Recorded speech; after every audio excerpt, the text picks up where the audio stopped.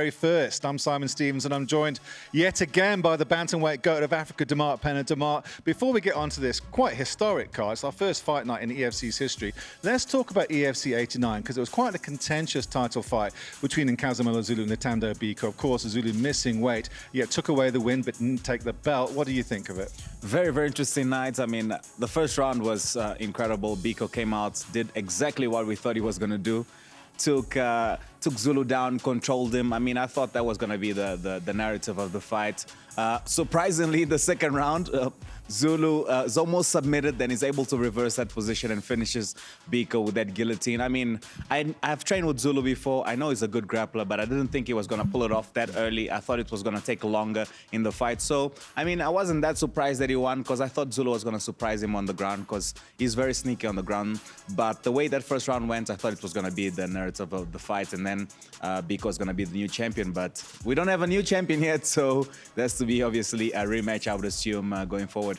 Yeah, it's such a shame, isn't it, when a fighter wins by a submission, he's the one who missed weight, so everyone kind of like counts out that win. It's a shame for both fighters, but I'm understanding that fight has been re-signed for EFC 90 for a rematch, and the title will be on the line.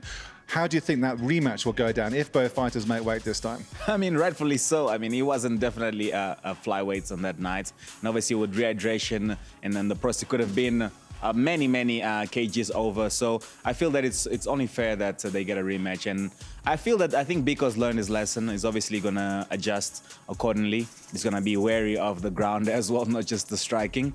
But he did so well. I thought after that first round, I actually thought, you know what, Biko's got this. Just going to ride, just recycle, do the same thing over and over again. But unfortunately, it's part of the game. It happens, and sometimes you get caught. More controversy with the fight between Cole Henning and August Kaimbala. Kaimbala winning by split decision. One judge scored August 30-27 and gave him all 3 rounds, which for me was, I just couldn't believe it. What did you make of that fight and that decision? I couldn't believe it either, you know. I like Kaimbala as a good friend of mine, but honestly, going to the end of the fight, I thought he lost the fight.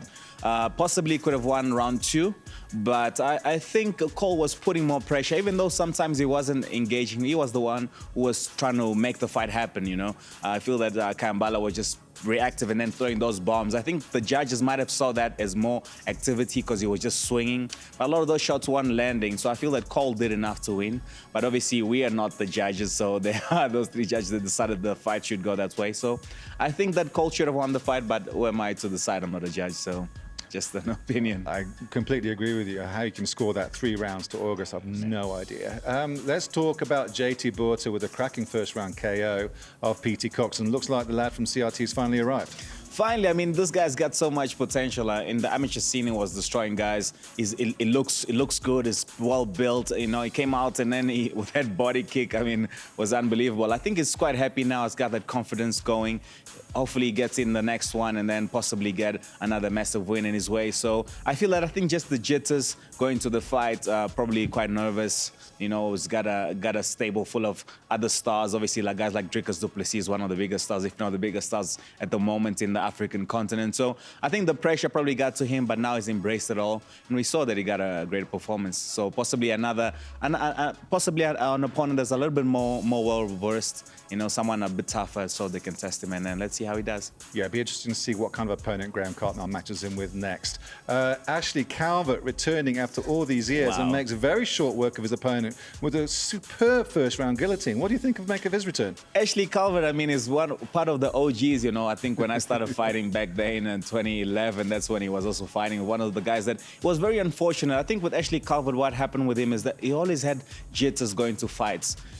All the guys that have trained with him, they always say, you know what, he's very, very good in the gym, you know. But when it comes to actually fighting, he gets very nervous. So I think it took all these years for him to actually find his own way, find his footing, and then we've seen he's done very well. I think for him, he just needs to get him back in there, get the confidence going. Obviously, got his first win after such a long time. And then, yeah, I'm very happy for him. It's good to see guys come back and then put in the work. Another cracking guillotine choke win went to Gift Walker. House of Tinkerbell obviously very happy coming out of the East round with a superb win of Martin Kondo. Got to be happy with that performance. Yeah, Gift Walker, I think also in his gym, I mean, the guys are really putting good work, you know. We got guys like Shannon Fontana. There's also destroying guys mostly in the first round.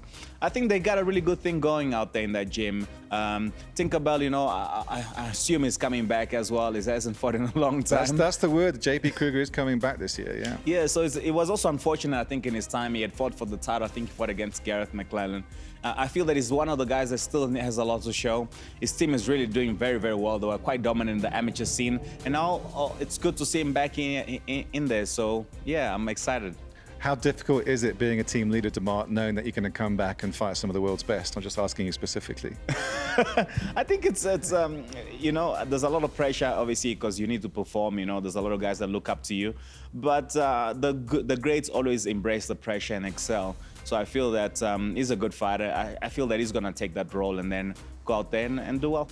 Just alluding to Demarte's future just a tad, but Yeah, we'll talk about that another day.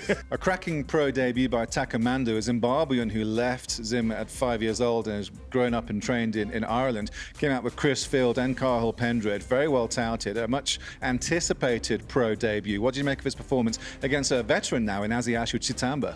I think the biggest thing in that fight, I thought that he was going to engage the wrestling a little bit more.